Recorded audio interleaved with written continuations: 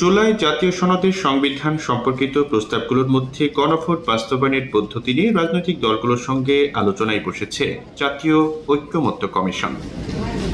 বুধবার বিকেল ৩টার পরে রাজধানীর ফরেন সার্ভিস একাডেমির দোয়েল হলে এই আলোচনা শুরু হয়।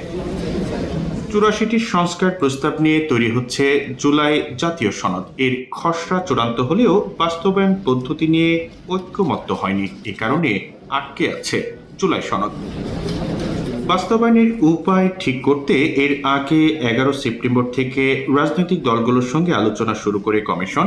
১৭ সেপ্টেম্বর পর্যন্ত ৩ দিন আলোচনা হলেও ঐক্যমত্য হয়নি। এর আগে গত ৫ অক্টোবর গণভোটের বিষয়ে রাজনৈতিক দলগুলো ঐক্যমত্য পোষণ করেন, তবে সেটি বাস্তবায়নের বিষয়টি নিয়ে আজকে আলোচনা হওয়ার কথা রয়েছে। কমিশন সূত্র জানায় যে ১৫ অক্টোবরের মধ্যে দলগুলোর স্বাক্ষরের মাধ্যমে সনদের পূর্ণাঙ্গ রূপ দিতে চায় কমিশন। এই বৈঠকে কমিশনের সহসভাপতি অধ্যাপক আলী রিয়াজ, সদস্য বদিউল আলম মজুমদার সহ কমিশনের সদস্যরা উপস্থিত রয়েছেন।